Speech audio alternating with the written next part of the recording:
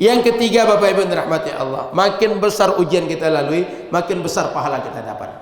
Makin berat ujian yang kita hadapi, makin besar pahala kita dapat. Satu sisi, makin dewasa kita dibuat, makin matang jiwa kita, makin hebat kita berpikir, makin tangguh dalam hidup.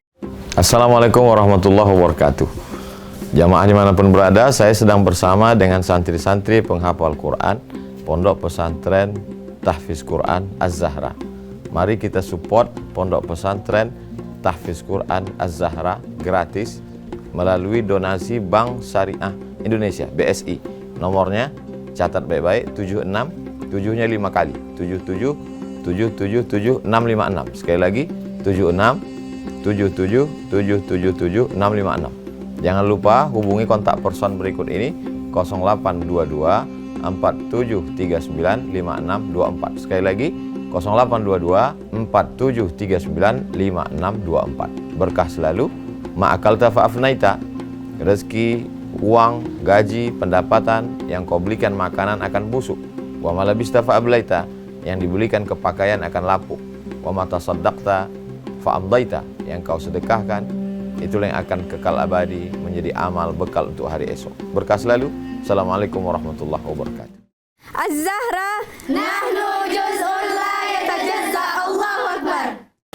Assalamualaikum warahmatullahi wabarakatuh. Bismillahirrahmanirrahim. Alhamdulillahi rabbil alamin. Wa bihi nasta'inu ala umur dunya waddin. Asyhadu an la ilaha illallah wahdah wa asyhadu anna Muhammadan abduhu wa rasuluhu sallallahu alaihi wasallam la nabiyya ba'd. Qala subhanaka la ilma lana illa ma 'allamtana innaka antal alimul hakim. Wa qala rabbi shrah li sadri wa yassir li amri wahlul 'uqdatam min lisani yafqahu qawli. Alhamdulillah, Bapak Ibu yang rahmati Allah Subhanahu wa taala, kita bersyukur pagi ini meskipun hujan sejak tadi masih agak lebat sedikit, kita sehat bisa hadir ke Mushola Al-Hijrah untuk melanjutkan kajian pekanan kitab Riyadhus Shalihin. Mudah-mudahan kita tetap istiqamah sampai selesai kitab ini, kita selesaikan insyaallah. Hadir kita setiap Rabu subuh di Masjid Mushola sekitar Jalan Kamboja, Rimbo Panjang. Mudah-mudahan dengan hadir majelis ilmu, Allah tambahkan hidayah untuk kita, Allah tambahkan keberkahan hidup, dan kita semua dimatikan Allah dalam keadaan husnul khatimah. Amin ya rabbal alamin. Salawat teriring salam pada Rasulullah sallallahu alaihi wasallam. Mudah-mudahan semua kita di akhirat berkumpul bersama Nabi Muhammad sallallahu alaihi wasallam. Amin ya rabbal alamin. Sehat Bapak Ibu? Hujan ini masalah? Tak masalah. Hujan ini kan air turun cuma kan? Hujan adalah rahmat. Justru hujan ini pembawa tenang. Hati kita jadi tenang. Hati kita yang tadi risau jadi tenang dengan hujan ini. Alam pun jadi terasa sejuk dengan hujan. Sehingga kita tak perlu marah, tak perlu kecewa, tak perlu kesal. Apapun yang Allah berikan untuk kita, apapun yang Allah iradahkan untuk kita, karena semua pemberian Allah itu baik untuk kita, tinggal kita menyikapinya baik atau tidak. Bagi sebagian orang hujan ini masalah, hujan puluh tak bisa hadir ke Mushola Hijrah, tak bisa pengajian, hujan puluh tak bisa jualan cindua pagi kini. Tapi bagi sebagian orang yang jual gorengan misalnya, alhamdulillah hujan, makin laku gorengan apa, makin suka orang Pekanbaru, orang Riau untuk cemilan pagi-pagi. Sehingga hujan ini baik, tapi sikap kita terhadap hujan ada yang menyikapi dengan baik, ada yang tak baik. Maka kita berusaha menyikapi dengan baik. Baik, pagi ini guru kita Ustaz Abdul Samad titip salam untuk kita semua, dan mohon maaf beliau harusnya tadi malam berusaha sampai di Pekanbaru, sampai di Rimbo Panjang, tapi rupanya ada cerita lain Allah takdirkan belum sampai tadi malam. Sehingga beliau minta saya untuk lanjutkan baca Riyadhus Shalihin. Kita lanjutkan kajian sebelumnya sampai mana kuat kita baca pagi ini insyaallah. Jadi mohon maaf Ustadz titip salam tak bisa hadir karena masih berada di Jawa sampai saat ini. Insyaallah di pekan akan datang beliau lanjutkan lagi. Kita sampai pada hadis pagi ini, hadis 42. Jadi kita baca hadis ke-42. Bagi yang punya kitab dan yang punya PDF-nya bisa dilihat di HP. Hadis yang ke-42 masih membahas tentang bab sabar. Apa itu sabar? Dalam bahasa Arab, sabar itu disebut dengan pengertian habsun nafsi anil makarih. Kita mampu menahan diri kita menghadapi apa saja yang tidak kita suka. Itu sabar dalam bahasa Arab. Macam sekarang turun hujan. Hujan ini kita tak suka. Kenapa? Saya pengen pengajian, saya ingin berangkat kerja, saya ingin menjemur kain, rupanya turun hujan. Tak suka kita menghadapi yang seperti ini. Tapi kita menahan diri, tidak marah, tidak kecewa, tidak buruk sangka, tidak kesal, maka ini disebut dengan sabar. Sakit kita, kalau sakit demam misalnya, atau sakit gigi, sehingga muncul nyeri di badan. Nyeri itu kita tak suka, tapi kita menahan diri untuk tidak menyatakan ketidaksukaan terhadap sakit tadi, namanya sabar. Dan banyak lagi dalam hidup ini yang perlu kita hadapi dengan sabar ini. Karena kalau tak sabar, setiap saat kerja kita mengeluh, setiap saat kerja kita marah, setiap saat kerja kita menyalahkan Allah, setiap saat menyalahkan keluarga kita. Ini gara-gara abang kok. Cuma abang tadi nak suruh hamba pergi pengajian, nakkan basah hamba di jalan. Cuma tadi abang nak suruh hamba berangkat pengajian, nak dingin hamba. Gara-gara abang, hamba dingin, hamba basah.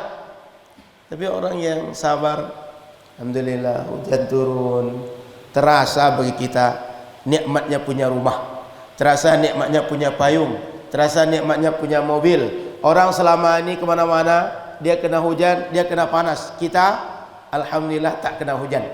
Kita berangkat ke mushola dekat cuma ada payung kita, dekat cuma ada mobil kita. Tak pernah kita kehujanan. Orang tiap hari mau berangkat kerja, mau cari makan, mengantar anak sekolah, dia basah. Kalau sampai sekolah tukar lagi pakaian.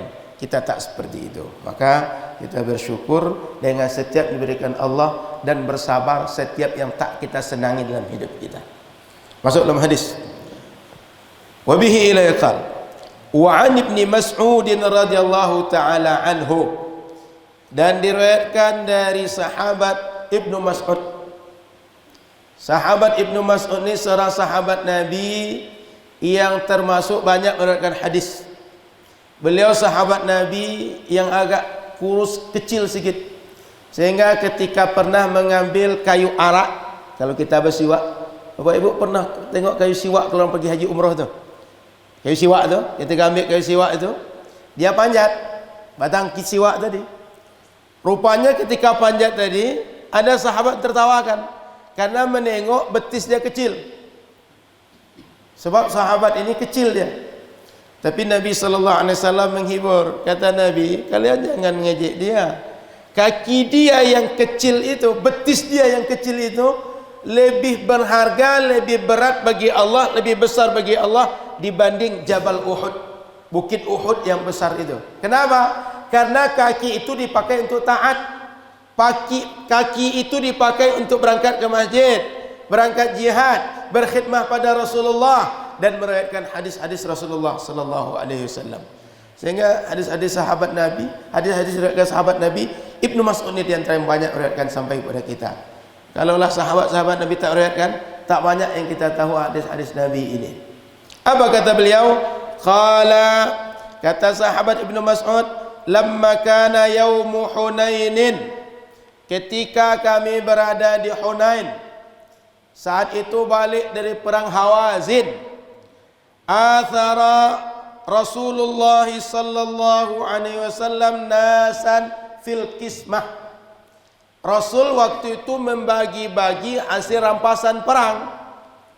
Jadi Bapak Ibu perlu tahu, Kalau dahulu kita disuruh berjihad, maka kita berangkat jihad, berperang menghadapi musuh. Saat berangkat itu kita bawa logistik, musuh bawa logistik, ada makanan, ada harta benda, ada pakaian perang dan berbagai perlengkapan.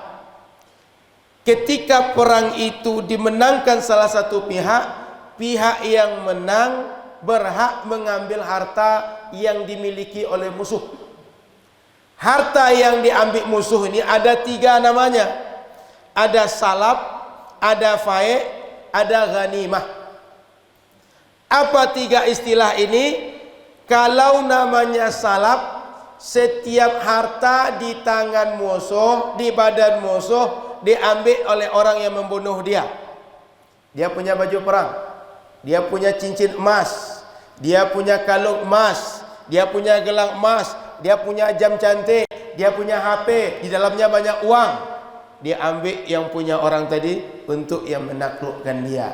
Namanya salab. Sin, lam, ba. Ada kedua namanya fae'. Fae' itu apa? Ketika kita berperang, belum lagi berperang, musuh sudah takut duluan. Dia meninggalkan medan perang. Alun basuh jawab lakajaban dalam celana. Musuh macam itu, dia berangkat, harta ditinggalkan. Ketika harta ditinggalkan, maka pihak yang menang berhak mengambil semua harta tadi. Namanya fai'un dalam bahasa Arab, al-fai'u. Nah, ini sering dalam ayat Al-Quran. Yang ketiga, ghanimah. Ghanimah ini apa? Setelah kita perang, musuh tadi dia meninggalkan harta-harta yang dia bawa, makanan yang dia bawa, kuda yang dia bawa, semua yang dia bawa, maka pihak yang menang berhak mengambilnya sebagai harta rampasan perang. Termasuk orang yang tertangkap jadi tawanan. Kalau ada perempuan jadi tawanan, maka harta-harta yang dibawa ini kemudian disebut dengan al-qismah. Balik dari Hawazin menuju kota Makkah, Nabi singgah di tempat yang bernama Hunain. Kalau kita hari ini pergi haji, pergi umroh, biasanya arah ke Hunain ini kita jalan-jalan. Di sana ada masjid namanya Masjid Ji'ranah. Nah, di situ Nabi membagi-bagikan hasil perang tadi kepada yang ikut perang. Tapi apa yang terjadi? Athara Rasulullah nasan. Sebagian orang dikasih Nabi banyak dibanding yang lain. Sebagian orang lebih dibanding yang lain. Jatahnya besar dibanding yang lain. Fa'atal Aqra'a ibna Habisin mi'atam minal ibil. Seorang bernama Aqra' bin Habis dikasih Nabi 100 ekor onta. Berharga untuk gini. Kuda gini berapa di situ? Berapa harga kuda 1 ekor di sini? Anggap onta itu harganya 25 juta 1 ekor. Kali 100. Berapa 20 juta kali 100? 2,5 miliar. Satu orang dapat 2,5 miliar. Banyak apa sedikit? Kalau dikasih ke musola Al-Hijrah, kira-kira jadi apa musola kita nih? Oh, bertingkat Pak ya. 2,5 M lebih kurang. Kalau harganya 25 juta. Tapi kalau harga 40 juta, oh, bisa 4 sampai 5 M. Satu orang dikasih Nabi. Maka Nabi SAW ini adalah Nabi yang terkenal dengan dermawan. Tak ada orang lebih dermawan berbanding Nabi kita Nabi Muhammad SAW. Beliau itu ajwadun nas, orang paling dermawan. Kalau semua orang ini dermawan, Nabi paling dermawan. Tetapi kalau datang Ramadan, lebih dermawan lagi. Dibanding siapapun, dibanding apapun, Nabi lebih dermawan lagi. Kita sekarang sudah pertengahan Jumadal Akhirah. Sudah ini kita masuk bulan Jumadal Akhirah, masuk bulan Rajab, masuk bulan Sya'ban. Sudah Sya'ban, Ramadan. Sebentar lagi Ramadan. Kalau meniru Nabi, maka di Ramadan nanti buat berbagai kebaikan, buat berbagai kedermawanan. Ini musola kita punya halaman lapang, pasang tenda di sini. Tiap hari buka bersama kita di sini. Kalau di Mesir namanya Maidatul Rahman. Hampir tiap masjid itu punya tenda depan masjid. Setiap hari orang tinggal pilih mau datang masjid musola yang mana, berbuka bersama. Setiap hari selama 30 hari atau 29 hari Ramadan. Rata-rata. Bahkan sebagian pasar itu dibuat tenda besar, atau sebagian jalan umum dibuat tenda besar. Orang berbuka bersama di situ. Sehingga terkenallah di Mesir itu namanya Maidatul Rahman. Hidangan dari Allah. Untuk siapa? Semua orang-orang yang puasa. Nanti Ramadan, Bapak Ibu minimal dibuat musala hijrah untuk imam, untuk muazin, untuk orang-orang datang ke masjid, datang ke musala, buka bersama di sini. Kalau bisa kita ramai-ramai, silaturahimnya dapat, sedekahnya dapat, menyediakan perbukaan bagi orang puasa, dapat pahala yang sama dengan orang yang puasa. 100 ekor dikasih Nabi. Wa a'ta Uyainah bin Husnin mithla dzalik. Uyainah bin Husnin dikasih juga oleh Rasul 100 ekor. Berarti dah 200. 200 onta itu. Banyak apa sedikit? Dihitung 100 sudah banyak dah. Apalagi dihitung uang rupiah. Masing-masing 2,5 miliar kalau harga 25 juta. Wa a'ta nasan min asyrafil Arab. Dan dikasih beberapa orang pemuka-pemuka dari kalangan Arab. Wa atharahum yauma idzin fil qismah. Dan mereka didahulukan oleh Nabi, dilebihkan oleh Nabi dibanding yang lain dalam pembagian rampasan perang. Jadi ada beberapa nama disebutkan, ada beberapa nama tak disebutkan, tapi poinnya mereka dilebihkan dalam pembagian. Mereka diberikan lebih banyak, mereka diberikan lebih dahulu. Nah, di sini kejadiannya. Faqala rajulun, maka datanglah salah seorang di antara mereka. Dia protes, dia tak terima. Dia tidak melihat bahwa ini adalah keadilan. Kita sama-sama perang. Kenapa dia dapat banyak? Kenapa kita dapat sedikit? Bahkan mereka ini baru masuk Islam, kita dah lama Islam. Kita sudah lama ikut dengan Nabi, bahkan berangkat dari Madinah sampai sini ikut perang. Mereka ini orang Makkah, dekat dari kampung mereka perang, tapi dapat lebih banyak. Kejadian perang Hawazin ini tahun 8 Hijriah setelah Fathu Makkah. Sehingga sahabat Nabi yang dari Madinah datang ke Makkah, sampai di Makkah mereka ke kampung mereka masing-masing, ke rumah keluarga mereka yang masih ada di Makkah, sebagian ada di tempat-tempat yang lain. Mereka ikut perang. Jauh kami dari Madinah, tapi kenapa yang dari Makkah baru masuk Islam, mereka mentang-mentang pemuka dapat banyak, mentang-mentang mereka adalah orang yang ditokohkan dapat banyak, kami kok dapat sedikit? Kami sudah lama ikut Nabi kok tak dapat seperti mereka? Itu yang protes orang ini. Apa kata dia pada Nabi? Wallahi, demi Allah. Jadi dalam bahasa Arab, orang kalau nyebut wallahi itu kalimatnya sumpah. Dalam bahasa Arab ada 3 kalimat sumpah yang terkenal. Billahi, wallahi, tallahi. Sehingga kalau orang mengucapkan kalimat itu dia bersumpah dalam bicara. Serius yang dia bicarakan. Dalam Al-Quran banyak digunakan kalimat seperti ini. Sehingga ketika dimulai dengan wa oleh Al-Quran kebanyakan artinya sumpah. Wadduha, demi waktu duha kita mengartikan. Kenapa demi waktu duha? Waktu duha itu waktu yang penting. Orang memiliki di sana waktu-waktu yang istimewa untuk ibadah. Allah membuat sumpah itu biasanya dengan istimewa, sehingga tak disebut waktu-waktu yang lain, tapi waktu yang istimewa. Wal fajri, demi waktu fajar, waktu subuh ini. Waktu subuh ini istimewa. Apa istimewanya? Jangankan solat subuhnya, 2 rakaat sebelum subuh khairum minad dunya wa ma fiha. Solat yang kita buat antara azan dan iqamah tadi, 2 rakaat tadi, lebih berharga bagi Allah, lebih penting bagi Allah, lebih besar pahalanya dibanding kita miliki dunia dan semua isinya. Baru 2 rakaat sebelum solat subuh, apalagi solat subuhnya. Belum zikir setelah subuh, belum lagi waktu berkah antara subuh sampai nanti terbit matahari. Makanya banyak pujian Al-Quran untuk berzikir di waktu pagi setelah subuh sampai waktu terbit matahari. Jadi kesal, kami dah lama dah Kami tak dapat banyak, mereka dapat banyak. Inna hadhihi qismatun ma'udila fiha. Ini pembagian ini tak adil. Pembagian ini tak sama. Tak semestinya terjadi yang macam ini. Wa ma urida fiha wajhullah. Pembagian ini tak sesuai dengan yang dikehendaki Allah, tidak ikhlas karena Allah. Curiga mereka. Yang membagi siapa tadi? Nabi.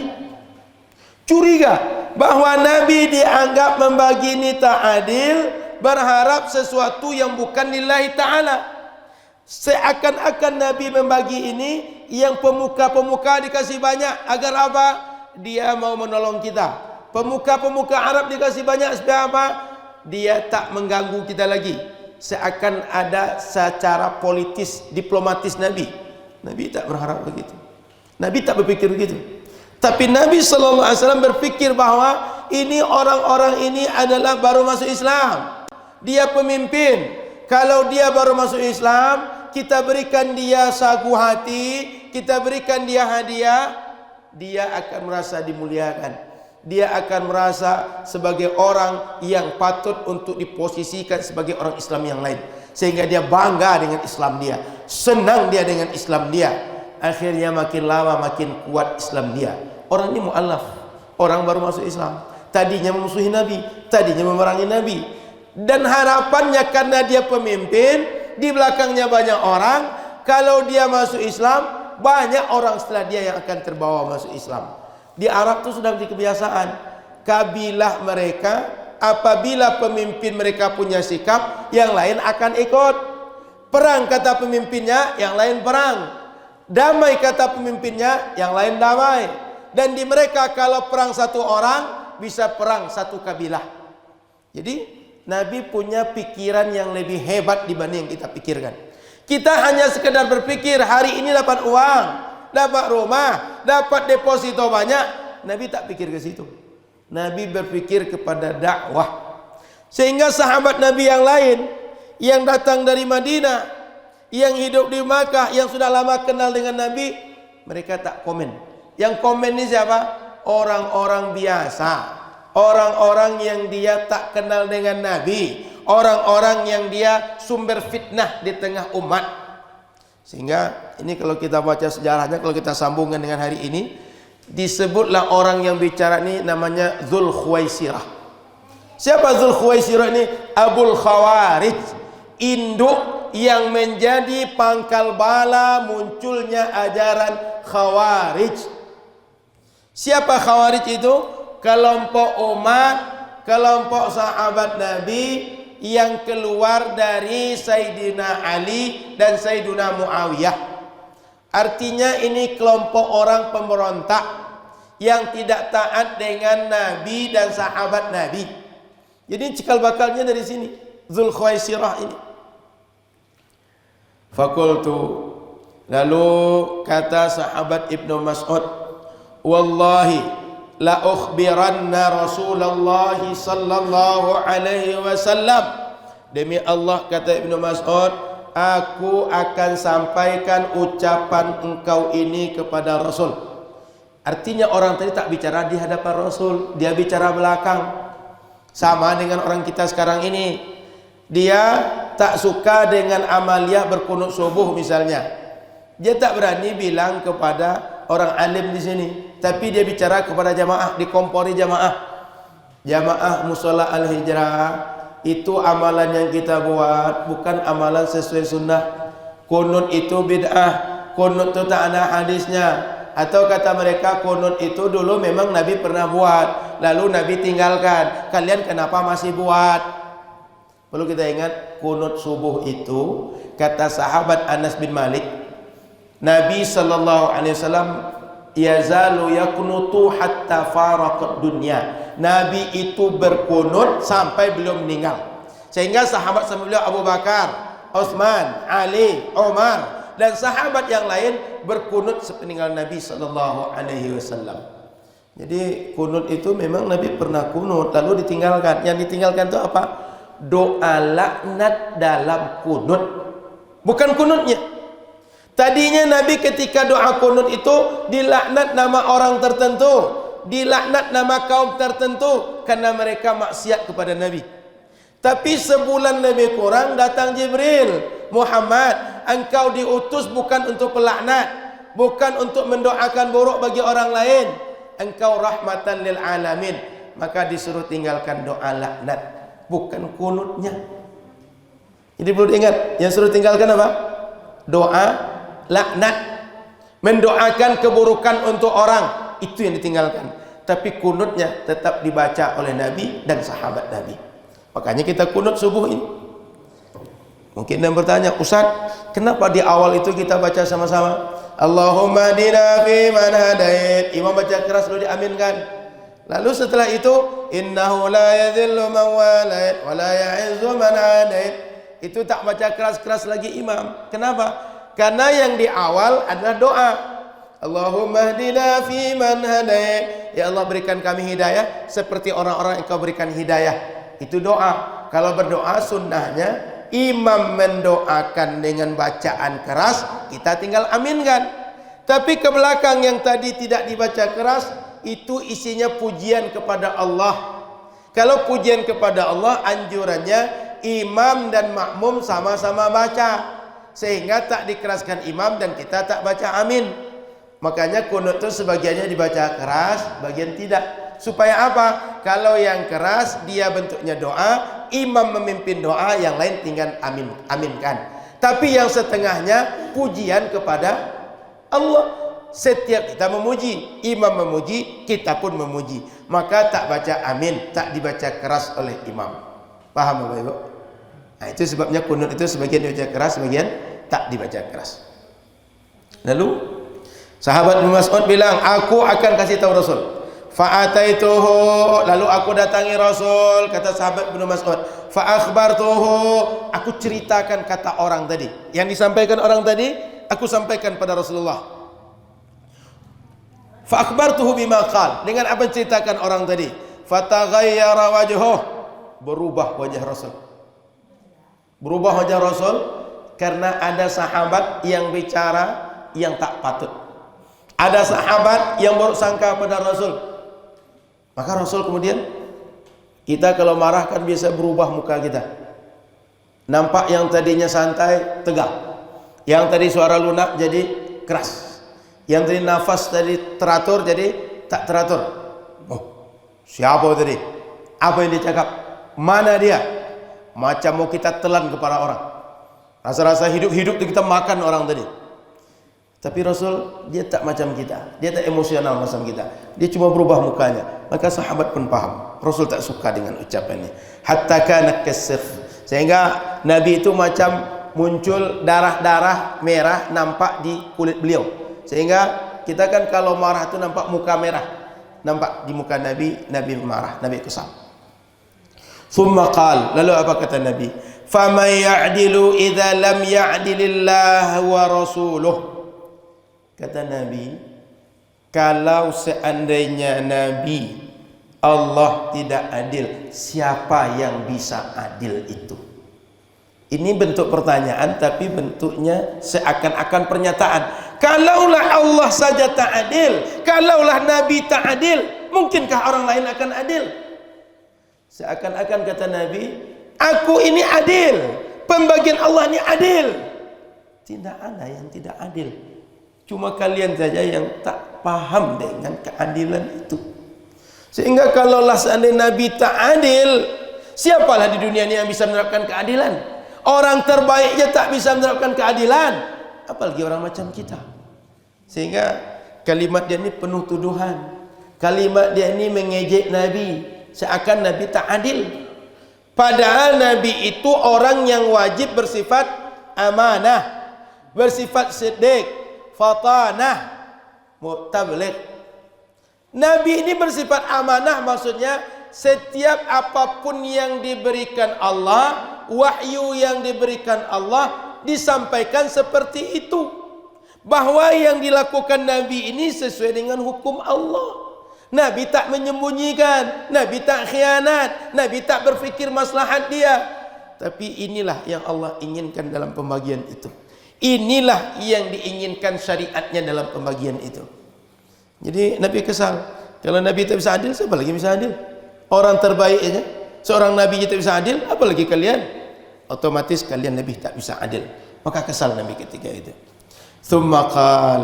Tapi Nabi kemudian dia tak marah-marah macam kita. Dia tak emosi macam kita. Kita kalau emosi, gelas ini lempar. Kalau emosi, air ini lempar. Emosi, kursi ini dilempar. Nabi tak macam itu. Ketika Nabi emosi, Nabi marah, Nabi tetap terkontrol. Apa kata Nabi? Yarhamullahu Musa. Semoga Allah rahmati saudaraku Musa. Nabi Musa. Nabi Musa alaihissalam, kata Nabi, dia Nabi sama macam aku. Dia punya umat sama macam aku. Dia pernah diuji sama aku diuji. Tapi setelah itu apa kata Nabi? Qad udhiya bi aktsara min hadza fasabara. Musa diuji dalam perjuangan dakwah dia lebih hebat dibanding ujianku. Musa bisa bersabar. Aku pun seharusnya bisa bersabar. Sehingga Nabi Muhammad SAW tawaduknya beliau puji Nabi Musa, beliau anggap hebat Nabi Musa. Aku pun mesti meniru Nabi Musa. Dia ketika diuji bersabar, aku ketika diuji mestinya bersabar. Inilah hebatnya Nabi Muhammad SAW. Dia tak membanggakan dirinya. Aku imamul anbiya'ul mursalin. Aku imam para nabi dan para rasul. Musa saja begitu, aku lebih hebat daripada Musa. Kalau Musa bisa sabar, aku lebih bisa sabar.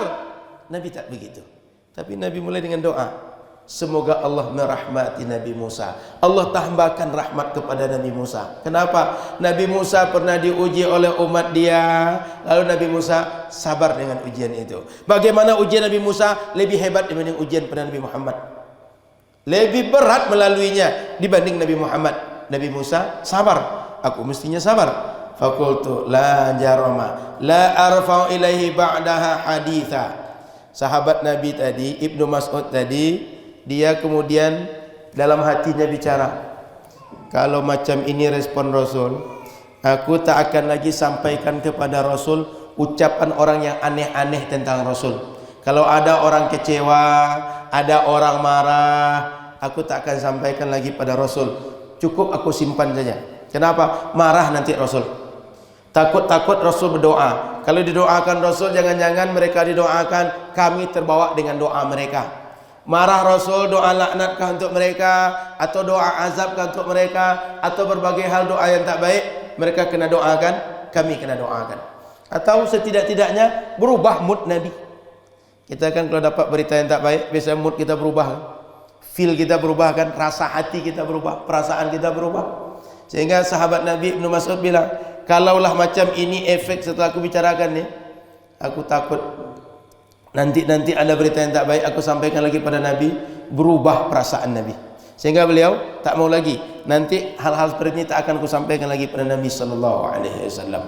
Maka Bapak Ibu yang dirahmati Allah Subhanahu Wa Taala, Nabi dia itu secara perasaan fisik sama dengan kita. Dia juga bisa tersinggung, dia bisa marah. Tapi hebatnya Nabi, kalau terkait dirinya pribadi, dia mudah memaafkan. Tapi kalau terkait agama, dia tak akan memaafkan. Terkait agama, dia perjuangkan agama. Makanya Nabi siap berjihad dengan sahabat, sampai siap untuk nyawa mati di medan perang bersama sahabat, kalau demi agama. Jadi jangan dianggap Nabi kita itu Nabi penyayang, Nabi rahmat, sehingga Nabi tak pernah marah. Meskipun ada kesesatan, meskipun ada liberalisasi atau berbagai hal yang tak patut. Bukan begitu. Nabi tak marah itu kalau terkait dirinya. Nabi tak dendam, Nabi tak balas kalau dirinya yang dizalimi. Tapi kalau agama, Nabi tegas. Nabi siap perang. Jangankan sekedar marah macam tadi, perang pun Nabi siap. Maka Bapak Ibu yang dirahmati Allah Subhanahu Wa Taala, orang ini sebenarnya kalau dilanjutkan dalam pembahasan hukum jinayat, dia ini mengejek Nabi. Dia bisa dihukumi kafir dan dia bisa dihukum bunuh orang yang tadi, Dzul Khuwaisirah tadi. Tapi Nabi tak melakukan. Nabi tak hukum dia, Nabi tak bunuh dia. Nabi cuma berikan pelajaran kepada sahabat. Kalian perlu tahu bahwa kalau aku tak bisa adil, yang lain lebih tak bisa adil. Kalau aku tak bisa adil, di dunia ini tak akan bisa adil. Sahabat sadar, sahabat dapat pelajaran, dan itu sudah cukup. Kalau seandainya Nabi panggil orang tadi, mana orang bercakap tadi? Bawa sini. Kalau macam kita kan, mana dia? Aku tempeleng dia. Mana dia? Kita lakukan berbagai hukuman, kita permalukan, atau kita bawa ke kantor polisi segala macam. Nabi tak macam itu. Kenapa? Kalau sempat Nabi ketika itu hukum dia, apalagi sampai dibunuh Nabi, apa kata orang nanti? Muhammad, tengok dia. Dia punya kawan, tak suka dengan kawan dia, protes sikit kawan dia, ucap sikit yang tak dia suka, dia langsung marah, dibunuhnya kawan-kawannya. Sehingga orang-orang menjauh dari Nabi, dan orang-orang belum masuk Islam tak mau lagi mendekat pada Muhammad sallallahu alaihi wasallam. Terblok orang. Orang dari awal sudah menganggap Nabi ini bengis, Nabi ini haus darah, Nabi ini orangnya kasar, Nabi ini bukan Nabi rahmat. Tak bisa kita ikut dia. Gara-gara sikap kita, banyak orang tak mau masuk Islam. Padahal boleh jadi dengan sikap Nabi yang sabar, dengan Nabi yang membalas tidak baik dengan baik, orang justru simpati, dan ini sebab hidayah. Tapi kalau Nabi kasar, Nabi membunuh, apalagi di hadapan banyak orang, dan orang itu banyak yang baru masuk Islam, dia bisa murtad kembali. Yang belum masuk Islam, dia bisa menganggap, nabinya macam itu. Kalau kita nanti masuk Islam, sempat kita salah-salah sedikit, dibunuhnya kita. Takut orang dekat dengan Nabi. Itulah hebatnya Nabi, itulah cerdasnya Nabi. Meskipun ada kecewa pada diri beliau, tapi beliau mampu untuk bicara yang baik, mampu untuk berfikir yang baik, dan mencontohkan tauladan yang baik pada kita. Jadi Nabi itu dalam marahnya ada tauladan, apalagi dalam ketawa beliau, dalam senyum beliau. Kita kalau sudah marah, lupa semuanya. Ibu-ibu, kalau marah itu, masih ingat tak kalau suami ngasih belanja bulan ibu? Jangan-jangan kalau sudah marah itu Nabi seakan-akan suami tak pernah baik seumur hidup. Ya nak, Bu? Macam-macam suami itu orang paling bejat dalam hidup kita. Sehingga marah keluar sumpah serapah, semua dilempar, suami dikata-katai segala macam. Iya, Bu. Nah, senyum-senyum aja. Sebab kata Nabi, orang yang paling tak pandai bersyukur itu diantaranya istri kepada suami. InsyaAllah yang ibu-ibu di sini tidak. Yang ibu-ibu di sini dia baik dengan suami dia. Betul, Pak? Betul kata bapak-bapak, Pak. Entah betul karena takut entah menghianati. Nanti pulang tak ada lagi sarapan kata dia. Nanti pulang kasur sudah pindah keluar. InsyaAllah tidak. Hadis ini kemudian dikomentari oleh Imam Nawawi. Hadis ini riwayat Sahih Bukhari dan Muslim. Apa kata Imam Nawawi? Menjelaskan sedikit tentang redaksi hadis kasirfi. Huwa bikasri sadil muhmalah. Cara membaca sirfi itu dengan sad yang dikasrahkan, dan tidak ada setelahnya itu ada tasydid. Wa huwa sibghun ahmar. Maksud dari sirfi itu adalah warna celupan yang warnanya merah. Jadi nampak memerah muka beliau. Ini para ulama hadis biasa membuat keterangan-keterangan macam ini. Kalau ada hal-hal yang nampaknya sulit dipahami orang, atau hanya kebiasaan orang Arab supaya orang lain bisa mengerti, dibuat keterangan. Ada cara membaca nama sahabat Nabi itu agak susah, ditunjukkan. Ini pakai dhammah mimnya, ini rohnya pakai kasrah, untuk orang mudah membaca. Sebab orang Arab boleh jadi dia mengerti ini berasal dari akar kata yang mana, tapi non Arab dia tak paham, dikasih ilmu. Itulah hebatnya ulama, paham dengan kita. Kita yang sering tak paham dengan ulama, maka sering marah-marah macam orang tadi, marah dengan Nabi, kesal dengan Nabi. Padahal Nabi ini a'lamun nas, orang yang paling banyak ilmunya. Ilmunya wahyu. Kita ini ilmu kita kadang-kadang tersumbernya di mana? Dari YouTube, dari Facebook, ya kan? Dari WhatsApp. Sehingga kalau cerita itu ini datang dari mana? Rawahu WhatsApp. Hadis ini riwayatkan oleh WhatsApp. Bukan berasal dari rawahu Ibnu Mas'ud, rawahu Abu Hurairah, tapi dari WhatsApp, dari Facebook. Nabi sallallahu alaihi wasallam paling adil. Kita lanjutkan. Hadis 43. Wa an Anas radhiyallahu taala anhu, dari sahabat Nabi Anas bin Malik. Anas bin Malik ini seorang sahabat Nabi yang hidupnya sangat dekat dengan Nabi. Lebih kurang 9 tahun jadi asisten Nabi. Masa dia kecil usia 9 tahun sampai tambah 9 tahun ke depan, lebih kurang usia 18. Dia saat itu 18 tahun Nabi meninggal. Selama 9 tahun lebih kurang hidup bersama Nabi, dia mengerjakan apa yang disuruh Nabi, dia ikut apa yang dilakukan oleh Nabi, dia menolong Nabi apapun urusan Nabi, termasuk urusan-urusan di rumah Nabi. Apa kata sahabat Anas radhiyallahu taala anhu?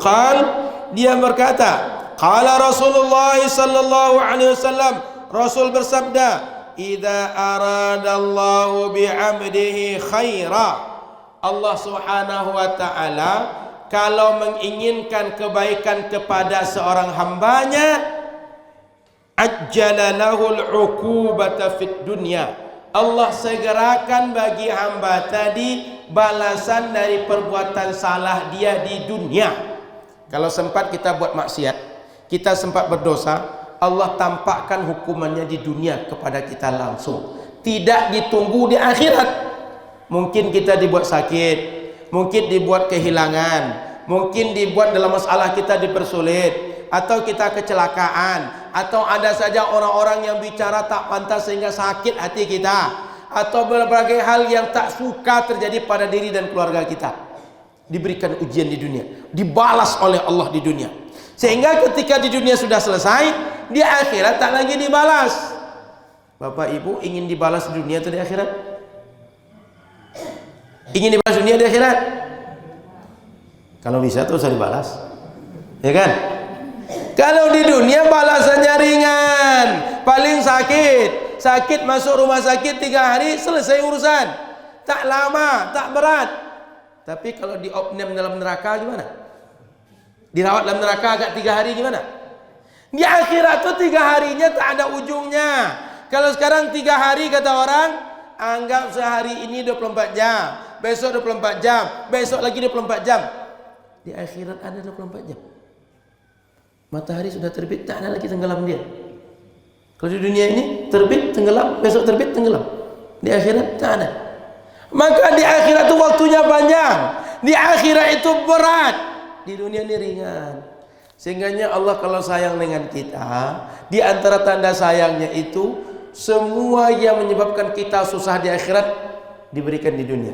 Sehingga Bapak Ibu, kalau ada kita di dunia ini urusan kita kadang susah, kadang-kadang tiba-tiba kita diuji dengan berbagai ujian yang menurut kita berat, menyesakkan hati, tak usah marah, tak usah buruk sangka, tak usah kesal. Allah inilah aku terusan diuji.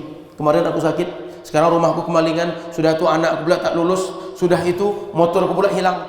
Tak usah marah. Makin banyak diuji Allah, makin banyak balasan baik dari Allah. Makin banyak diuji Allah, makin banyak kita dibersihkan Allah. Di akhirat makin mudah, makin senang urusan kita. Makin kita di akhirat itu tidak payah menghadapi berbagai ketakutan akhirat. Bapak Ibu sudah tahu cerita akhiratnya? Apa yang kita lalui di akhirat nanti? Mati kita, sudah mati ada alam barzakh. Alam barzakh dapat nikmat atau azab kubur. Sudah mati kita, alam barzakh nanti terjadi kiamat. Semua yang berbau dunia hancur, semua yang hidup mati. Sudah terjadi kiamat, semua yang mati dibangkitkan lagi. Mau yang mati dikuburkan di liang lahat, mati tak nampak lagi mana jasadnya, mati tenggelam, mati hilang, semuanya akan bangkit. Ketika mereka bangkit, semuanya kumpul di padang mahsyar. Di padang mahsyar matahari dekat di atas kepala. Bayangkan lampu-lampu kita ini. Ini matahari. Mataharinya matahari akhirat, bukan matahari dunia. Sekarang matahari jauh atau dekat? Yang sekarang nih. Supaya sejuk kita pagi ini, kadang kita hidupkan kipas. Sebagian masjid hidupkan AC, kipas kalian. Subuh bukan baru, Isya bukan baru, pakai kipas, pakai AC juga. Bayangkan siang-siang. Itu matahari dunia, jauh dari kita. Terbayang kalau matahari akhirat. Matahari akhirat tak ada kipas, tak ada AC, dekat di atas kepala. Makanya orang ketika berkumpul pada mahsyar itu bercucuran keringat dia. Ada yang keringat dia sampai menenggelamkan dia, ada yang sampai leher dia, ada yang sampai bahu dia, ada yang sampai rusuk dia, ada yang sampai lutut dia, ada yang sampai mata kaki dia, ada yang bawah kaki dia. Tergantung bagaimana amal kita ketika di dunia. Bagus amal kita, maka mudah ketika itu. Susah ketika di sana karena amal kita yang di dunia tidak baik. Jadi Nabi SAW tak ingin kita ini susah di akhirat. Biarlah ketika di dunia kalian diuji Allah, pembersih dosa-dosa kalian. Di akhirat kalian tak susah lagi. Jadi didahulukan Allah. Wa idza aradallahu bi'abdihi syarra, Kalau Allah ingin hamba ini dia susah di akhirat, bukan macam orang pertama tadi, amsaka anhu bidzambihi, dosanya ditahan oleh Allah untuk diazab di akhirat. Bahkan dosa tadi boleh jadi penyebab dosa-dosa yang lain. Dosa tadi justru menjadi melahirkan dosa-dosa yang baru, bukan menyebabkan dia taubat, bukan menyebabkan dia kembali makal jalan lalu terisi hidupnya dengan amal saleh. Hatta yuwafiya bihi yaumal qiyamah, sehingga nanti di akhirat saat sudah dihisab, saat dibalas semua orang, dia baru dibalas oleh Allah. Akhirat susah. Makanya kata para ulama, seringan-ringan azab di akhirat jauh lebih berat dibanding penderitaan paling berat kita lalui di dunia ini. Anggap Bapak Ibu, semua penderitaan Bapak Ibu pernah lalui, dan Bapak Ibu paling berat penderitaannya di dunia ini. Jika dibandingkan penderitaan di akhirat, jauh lebih ringan yang paling berat di dunia itu dibanding yang paling ringan di akhirat. Paham cakap saya ini? Azab yang paling ringan di akhirat, yang paling ringannya nih, itu adalah jauh lebih berat dibanding azab yang paling berat di dunia. Sehingga di dunia ini paling berat sekalipun itu belum seberapanya dengan yang paling kecil di akhirat. Apalagi masuk neraka jahanam, apalagi dengan azab-azab yang disebutkan secara khusus masing-masing oleh Allah, oleh Rasulnya. Nanti dia akan dililit oleh ular. Ularnya ada ular yang bisanya banyak sehingga hitam kepalanya saking banyak bisa dia. Dipatuk oleh ular itu. Berat betul. Ini tak disebutkan. Baru azab secara umum lebih ringan dibanding yang paling berat di dunia. Apalagi disebut secara khusus, dijelaskan secara khusus oleh Nabi SAW. Jadi Bapak Ibu yang dirahmati Allah, kalau kita diuji Allah dengan berbagai ujian, tak usah marah, tak usah kita kesal, sabar kita dengan ujian itu. Inilah maksud dari bab ini, sabar dengan setiap yang diujikan Allah pada kita. Termasuk turun hujan, kita tak usah marah. Padahal saya pagi ini pengen menjemur, saya pengen antar anak, tapi kadang-kadang hujan, mungkin tak jadi saya antar anak, tak sekolah anak saya, tak jadi saya menjemur, tak jadi saya pergi bekerja. Tak usah marah. Mungkin Allah ingin dengan kita tak berangkat kerja, dimunculkan ide yang lain, sehingga muncullah bakat-bakat yang terpendam ibu-ibu yang dahulu. Dulu hobi menjahit sehingga terbuat peci dari menjahit benang. Ada ibu yang pandai di sini. Kelebihan orang tua kita dulu diajarkan anaknya seni, Bu. Diajarkan cara hidup, diajarkan menjahit, diajarkan memasak, diajarkan berbagai hal. Sehingga ibu dulu, dia duduk di rumah, cuma jarum dengan benang yang bekerja, dia tenangnya duduk, tak berat kerja, dia tak berkeringat. Tapi setelah itu selesai sebuah peci, selesai bagi dia nanti baju atau berbagai hal yang manfaat untuk masyarakat. Lalu lanjutan hadis, waqala Nabi sallallahu alaihi wasallam. Lalu kata Nabi sallallahu alaihi wasallam, inna 'idhamal jazaa ma'a 'izamil bala. Kalian perlu tahu wahai sahabatku, wahai umatku, semakin berat ujian yang kita lalui, semakin berat penderitaan yang kita hadapi di dunia, makin besar pahala yang kita dapatkan. Apa maknanya? Kalau di dunia kalian diuji dengan berbagai ujian, lalui dengan sabar. Semakin berat ujian yang kita lalui, makin besar pahala. Makin ringan ujian, kecil juga pahala. Bu, mau ujian yang berat atau ringan? Kalau ujian berat, besar pahala. Ujian ringan, kecil pahala. Mau ujian berat atau ringan? Payah jawab dia. Ini payah jawab karena pertanyaan itu karena belum sarapan pagi. Ada sarapan pagi ini rupanya. Jangan mentang-mentang hujan tak jadi sarapan gitu. Sarapan rumah masing-masing aja lah. Ada, Bu? Ada kan, Kak? Ada, nampak angkat-angkat tadi. Kalaupun tak cukup nanti kita cari rumah masing-masing. Kalau lebih kita bawa pulang. Boleh bawa pulang? Boleh, Bu? Itulah hebatnya ibu sini. Lebih ya bawa pulang Ustaz katanya. Biar makan istri sama anak katanya. Hebat orang sini. Jadi Bapak Ibu rahmati Allah, semakin berat ujian, besar pahala kita. Dan ini sayangnya Allah dengan kita. Sehingga di akhirat jangan sampai susah. Di akhirat tinggal masuk surga. Mau tinggal masuk surga? Semua urusan dunia selesaikan. Semua urusan dunia habiskan oleh kalian. Semua yang beratkan kalian dunia selesaikan oleh kalian. Di akhirat kalian tinggal menerima rahmatku. Allah tinggal bicara itu ya sebenarnya, cuma tak diungkap ke kita. Maka dengan ujian ini sengaja Allah kasih kita ujian supaya apa? Tahu mana yang siap diuji, mana yang tidak. Mana betul-betul beriman, mana tidak. Kenapa diuji? Agar orang dengan ujian dia meningkat iman dia. Dengan ujian dia naik kelas. Karena ujian itu yukrimul mar'u, memuliakan orang atau menghinakan seseorang. Makanya Bapak Ibu rahmati Allah, ujian itu Allah bukan ingin mengazab kita. Allah tuh tak punya kepentingan untuk mengazab kita. Tak beruntung Allah dengan mengazab kita. Juga Allah tak beruntung dengan tidak mengazab kita. Bagi Allah kita kena musibah, kena kita bala atau tidak, dia tetap maha kaya. Tak ada kita ibadah, dia tetap maha kaya. Maksiat semua kita, dia tetap maha kaya. Tak pengaruh dengan Allah Subhanahu wa taala. Jadi jangan kira mentang-mentang kita diuji Allah senang, mentang-mentang diuji Allah bahagia. Enggak. Semuanya kalau Allah beri nikmat tak akan berkurang kekayaan dia, dan dia tak akan tambah hebat dengan taat yang kita buat setelah itu. Atau semuanya dia berikan nikmat lalu orang maksiat dia akan kesal? Enggak akan kesal. Cuma kita yang rugi dengan perbuatan kita sendiri. Baik akan dibalas, tak baik akan dibalas. Tapi Allah sekarang sayang supaya kalian tak susah di akhirat. Nih di dunia aku kasih untuk kalian, selesai kalian di dunia, di akhirat kalian aman. Makanya dulu sahabat Nabi ketika mereka ada dosa yang tak diketahui orang, dia datang pada Nabi, dia kasih tahu Nabi, dia ingin taubat di dunia. Di antaranya mereka yang pernah berzina, orang tak tahu, tak ada satu pun tahu bahwa dia berzina. Jangankan orang, keluarga dia pun tak tahu. Tapi dia tak ingin susah di akhirat, dia ingin disucikan di dunia. Dia datang pada Nabi, tolong Nabi, aku ingin dibersihkan di dunia, aku ingin selesai, jangan sampai susah di akhirat. Maka Nabi pun dia bukan orang ketika, oh ini mangsa ini, oh ini masanya untuk membalas dendam ini. Nabi tak begitu. Nabi bilang, jangan-jangan kamu salah paham yang aku cakap. Enggak Nabi, betul Nabi, pergilah pulang dulu. Nabi tak ingin menerapkan kepada dia hukuman. Kenapa? Orang ini dah sadar, orang ini sudah taubat, dia sudah tahu bahwa dia salah. Hukuman-hukuman yang ditegakkan agama itu pengennya pertama orang sadar, dia taubat. Yang kedua orang lain tak meniru. Ini orang tak tahu, dia sudah sadar, efek buruknya tak ada. Tinggal dia memperbaiki diri. Tapi dia tak ingin susah di akhirat, dia minta dibersihkan.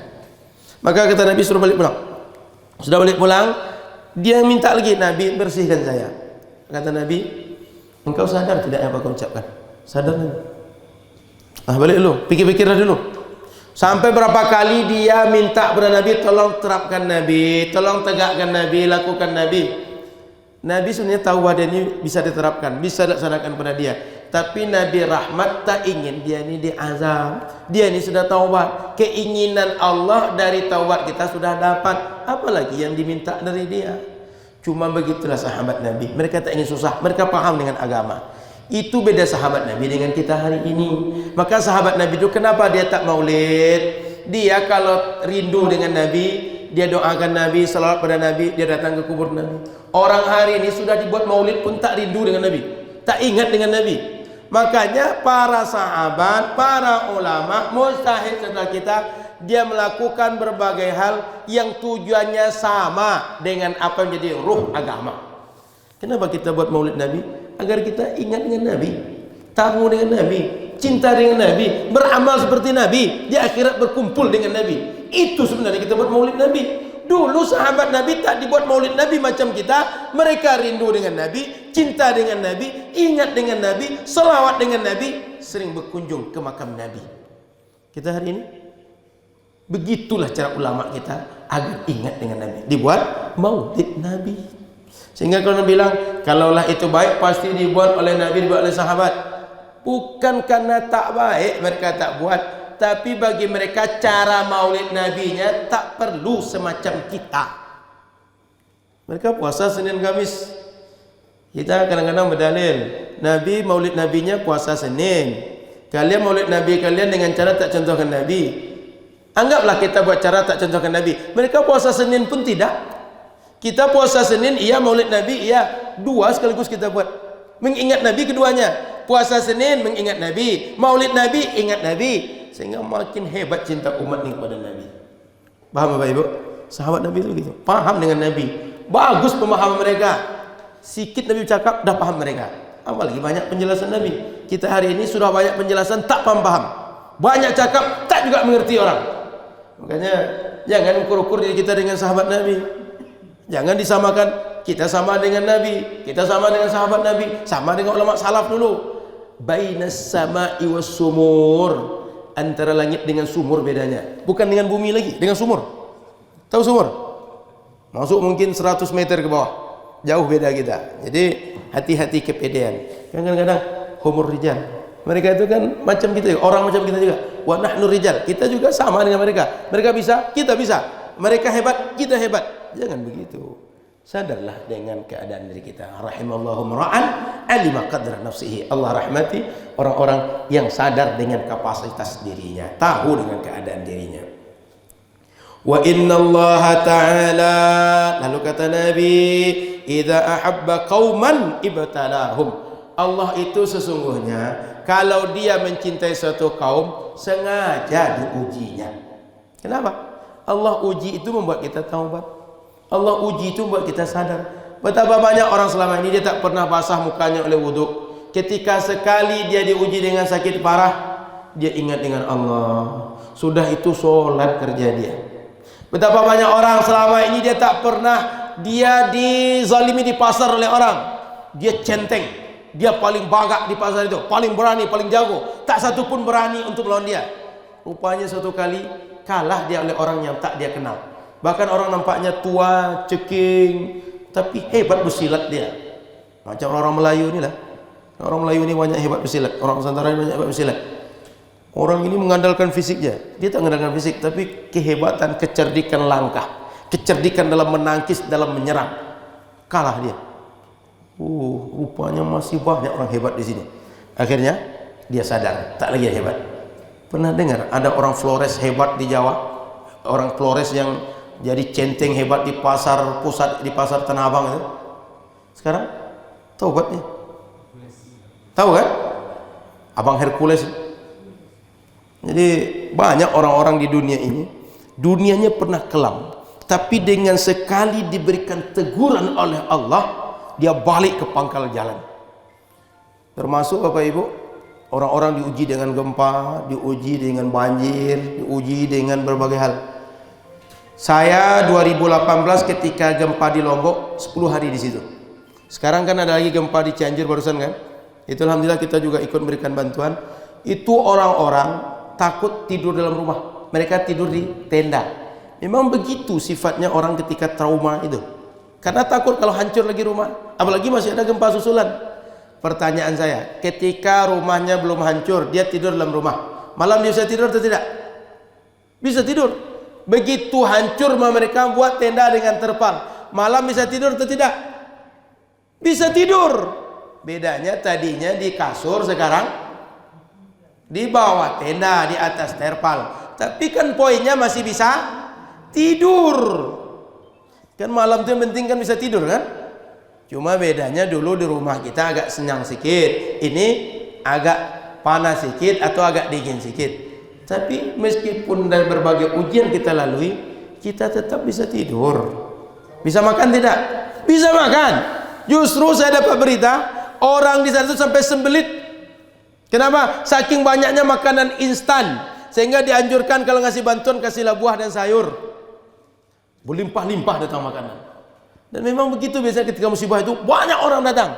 Dan orang yang datang ini pula biasanya belum membaca peta, belum tahu di mana yang botoh, belum tahu bagaimana keadaan semua orang yang kena musibah. Sehingga yang di pangkal jalan yang pertama ditemui, mereka dikasih bantuan. Datang satu lagi yang di awal kasih bantuan, yang di ujung tak sampai-sampai.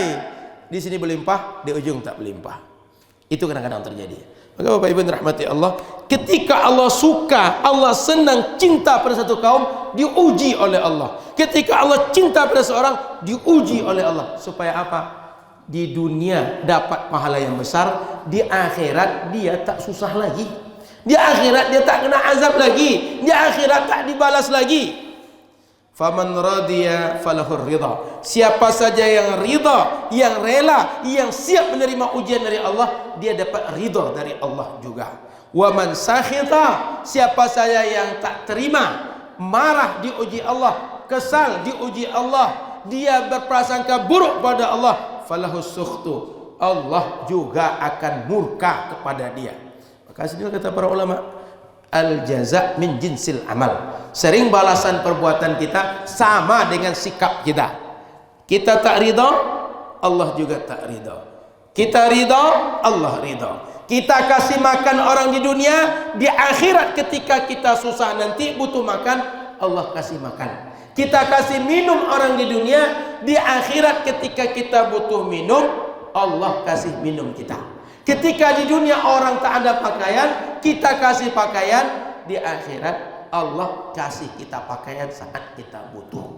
Makanya Bapak Ibu, setiap amal kita ini akan manfaat sekali untuk kita di akhirat. Jangan pernah merasa rugi dengan amal yang kita buat.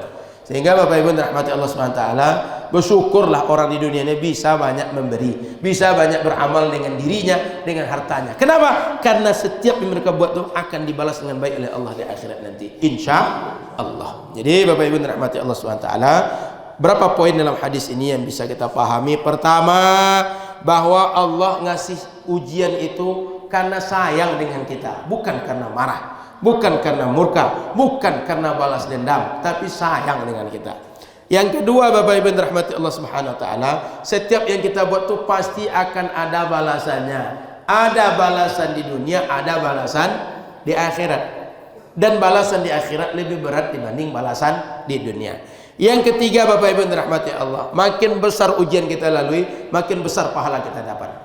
Makin berat ujian yang kita hadapi, makin besar pahala kita dapat. Satu sisi, makin dewasa kita dibuat, makin matang jiwa kita, makin hebat kita berfikir, makin tangguh dalam hidup. Sehingga ujian-ujian itu membuat kita makin hebat dalam hidup, hebat di dunia, hebat di akhirat.